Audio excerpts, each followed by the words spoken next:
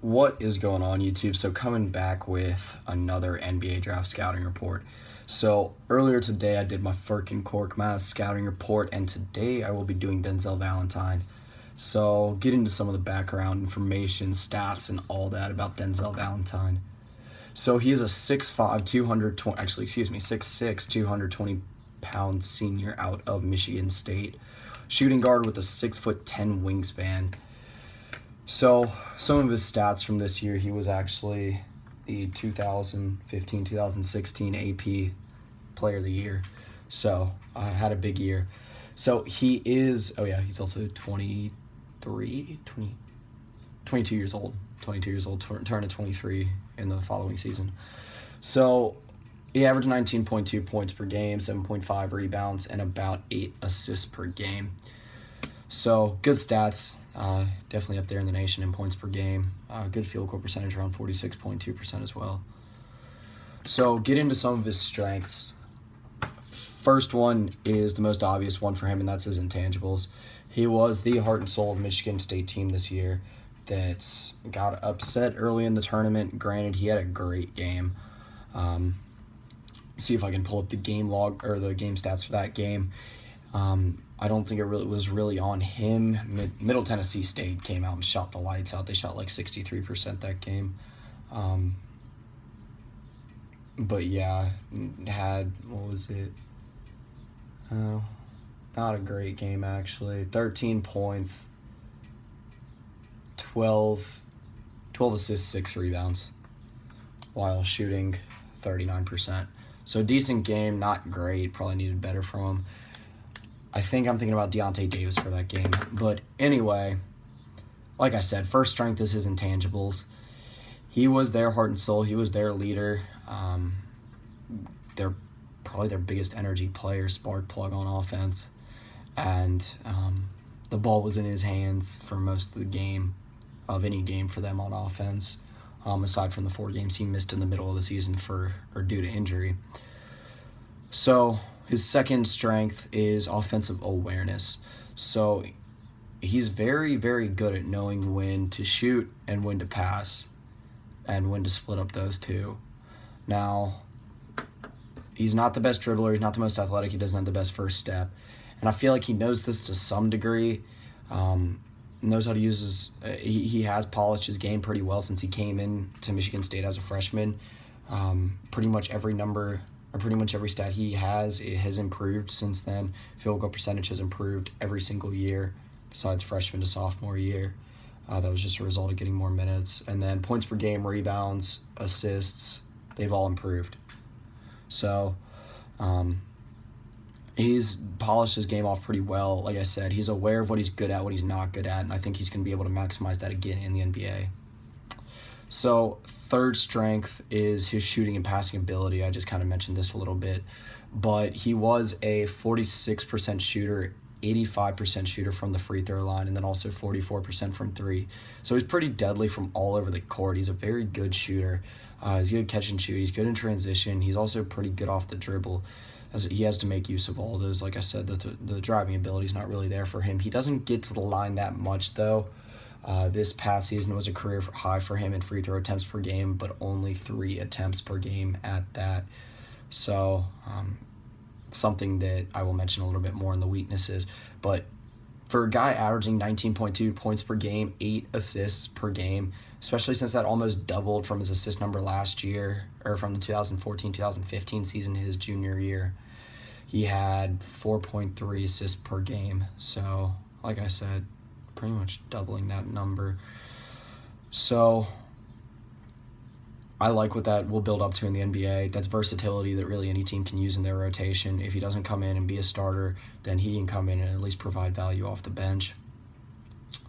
So get into his fourth strength, which is his wingspan. I mentioned it at 6'10". Now, it's a very good wingspan for a shooting guard.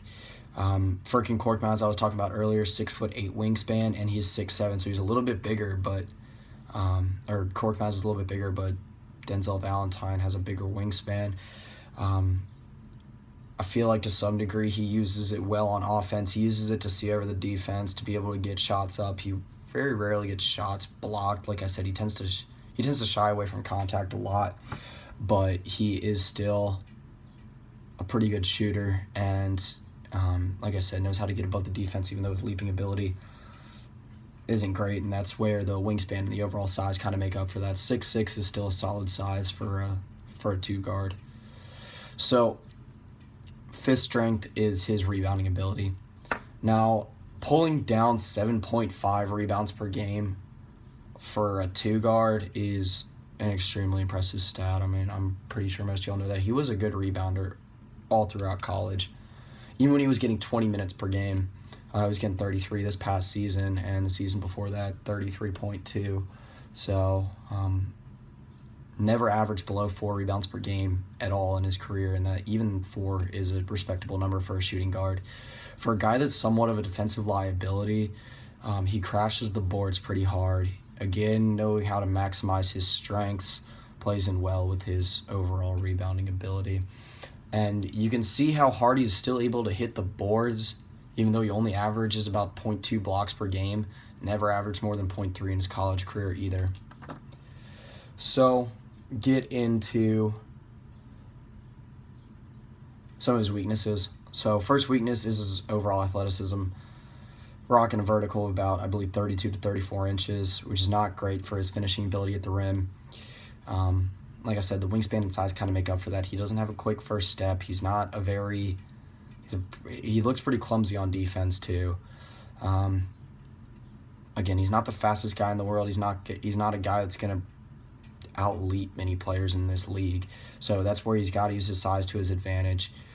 Speed, he, again, got to be able to know how to get around and maximize his other strengths without having his overall speed, agility, and quickness become too much of a liability either. And like I said, that's where staying in college for 4 years, developing under Tom Izzo and polishing his game helped him. All right, so second weakness is creating offense consistently. So I talked about how good of shooter and passer he is, but at the same time, he's not the best dribbler in the world, and he's kind of slow, so that keeps him prone to turnovers, and he's not a very consistent offensive playmaker either. It seems like sometimes his decision-making is a little bit off, averaged about 2.7 turnovers per game, which was a career high. That is the only stat that's actually a little bit troubling. That's the only one that actually went up almost every single year in college. Went up from 2.0 his freshman year, went down to 1.8 his sophomore, but then 2.4 to 2.7 turnovers after that. So that's something that you want to see fixed. I think with how well he did develop, hopefully that's not kind of a thorn in his side throughout his NBA career. Now, that is one of the bigger red flags, especially when you look in his development. You hope it doesn't get worse, but again, it's something that can be fixed for a guy that works that hard and has that level of intangibles. So, third weakness is probably his biggest one. That's he's a defensive liability. Michigan State tried to minimize his use on defense because he's not a very good defender. Lateral quickness isn't there. Like I said, he doesn't have a great leaping ability. He will not block a lot of shots. Steals, not really a whole lot in that department either, only 1 per game. Had only 32 total steals this year. And for a guy that won AP Player of the Year, that's not something you really hope for. For a guy that will probably that logged pretty heavy minutes in college, you hope that improves, but you don't think it will. He opens up very quickly, allows drives to get past him. He does not have good closing speed and doesn't use his body very well either. Again, all are red flags for teams that draft him. Now, fourth weakness is he struggles with contact. Now, this isn't just on the defensive end. This is on the offensive end of the floor as well. He does not get to the free throw line that much. I talked about that earlier, only 3.1 free throw attempts per game. And for a guy that shoots 14 shots per game, you want to see him get to the line more. Again, this is kind of a product of a couple things. One is his overall athleticism. 2 is he doesn't drive that much because he doesn't have a great first step. So a lot of times it would just turn into turnovers. And 3, he doesn't use his body very well on either end of the floor. He doesn't guard the ball very well when he's on the offensive end of the floor. Like I said, he's not the greatest dribbler. He's a decent facilitator, and he can dribble when he needs to, but especially in transition, he's actually pretty good in transition. But he makes use more of his quick offensive or quick awareness and quick ability to read the defense to make plays more so than just getting to the rim, finishing above the rim. That's another thing. He doesn't have the greatest vertical, so it's hard for him to finish above the rim on a consistent basis. He's probably not going to be dunking on anyone in the NBA.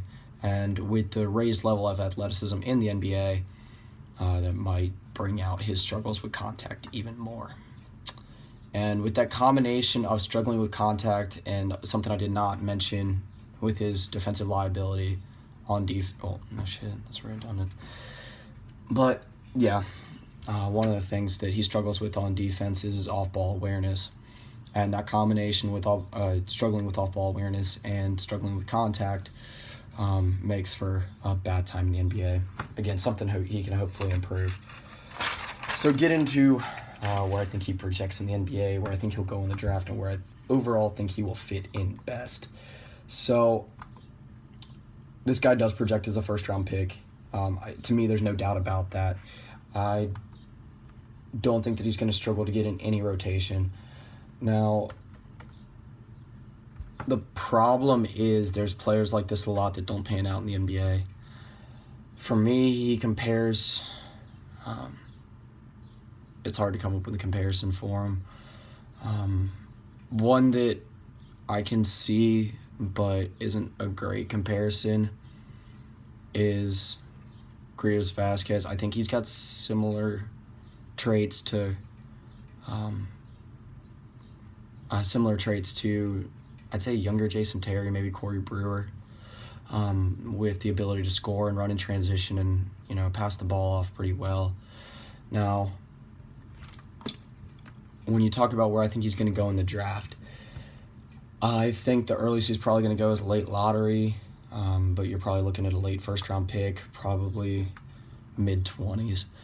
Now, again, I think he needs to go in a situation where he can provide value but will not be the guy on offense, which I don't think will be too big of a problem since he'll be going later in the draft to probably a playoff team.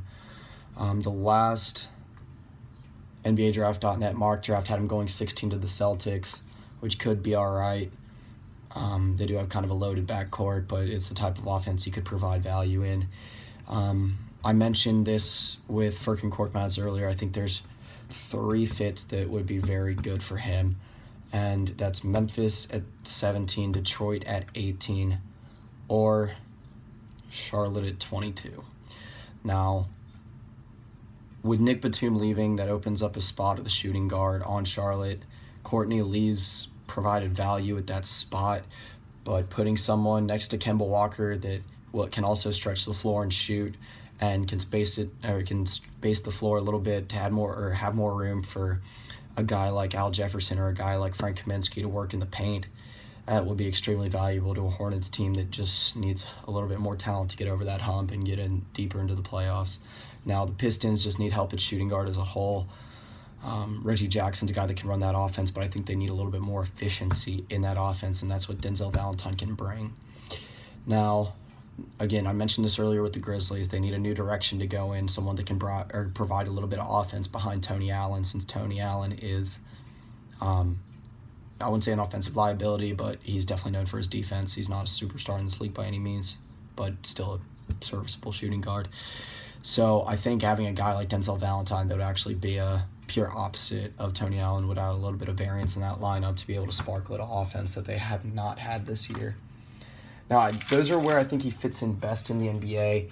So when you're talking about averages for next year, I think it's pretty predictable what he's going to end up with. Like I said, he's probably going to be a rotation guy, maybe get a starting nod, but probably going to be, like I said, more of a offensive efficiency type of guy that people look to in the lineup just to maybe get you, I'd say, 12 to 15 points per game. I would expect him to shoot around 44, 45% in the NBA. Like I said, he's going to be a space-the-floor type of guy. Now, again, the one struggle that you hope goes away for him is the inconsistency on offense, just with decision-making, and then also that he's able to cope with contact and the raised level of athleticism a little bit more. Like I said, I don't think it's going to be a problem for a guy like this that was able to develop the way he was able to in college. So that pretty much concludes this video. Tomorrow I will be coming back with, I believe it is Karis LeVert.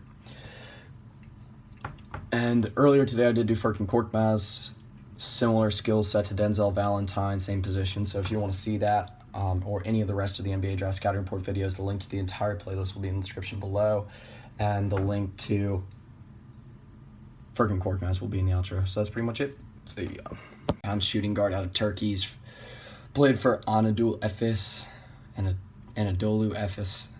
If I got that wrong, then sorry. And then he is from Bakirköy, Turkey. I think I said that one right. He also has a 6'8" wingspan, and he's 19 years old. I think I already said he's 19.